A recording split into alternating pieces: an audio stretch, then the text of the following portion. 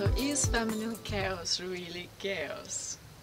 Sometimes we may find a bit of a struggle between finding the balance or understanding which is better, the logic or the intuitive flow. And what happens when a woman goes into her chaos, into this space that doesn't make any logical sense? If you can relate to that, men, continue listening, because that's what we're going to talk about today. Is feminine chaos really chaos? And for women also, sometimes you may feel yourself, whoa, like there is something that's happening, you feel, you get insights, you're called to do something which doesn't make any sense to anyone around you and maybe to yourself also. So what is this? Is it something to trust or is it something to avoid? And so that's what we're going to discuss in a personal story. The groundwork, the foundation of the story. We had just completed a great day. We were on our way to another event in the evening, and that was our plans. It was everything that had made logical sense. We were going to continue to connect with a lot of these amazing entrepreneurs coming in from all over the world. And after this, my beloved's appointment, she said, that's not what I want to do. And for me, I'd already made connections. I was like, yeah, this is what we're doing. Like that's what makes sense. And she was very firm on it, and I resisted. And it was like, ah. Yeah, and I came, something happened and I just changed my mind. I just felt it's just not the right thing to do anymore. I had such a clear, intuitive knowledge that it's just not the right place for us to go.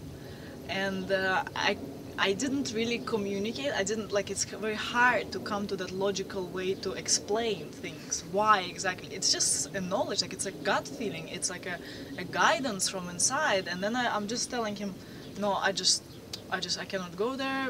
If you don't want to, you can go by yourself, but I don't know if it's a good idea. But anyway, I made it obvious that it's just I'm not going there and it just doesn't feel right.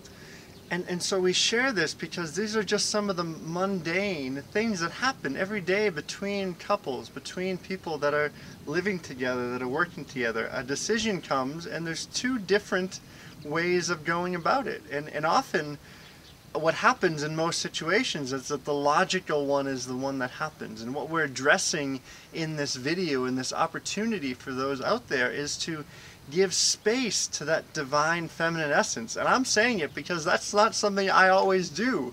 As in this situation, I wanted to go, but I allowed this beautiful goddess to guide. It felt weird, it felt wonky, I didn't feel right. But at the end of it, it was beautiful. It was exactly what both of us needed for the end of the day. Yes, we ended up going to this beautiful beach and spending evening there. It was in the sunset and we felt so nourished, so nurtured by the sun and the water, and in the end we even heard that the event was not that great after all. So here what I want to call and invite women to learn to just really trust that knowing from inside, because we all have it. Yeah, so it's something about knowing it and allowing that, because it's not appreciated by society. It's not something we received. It's not something we learn to trust. We learn that the logical, something that can be explained and something that can be concrete, this is a good way. But now it is a time for us to really be firm in that intuitive wisdom, in that flow, in that leading from that intuitive, open-hearted place.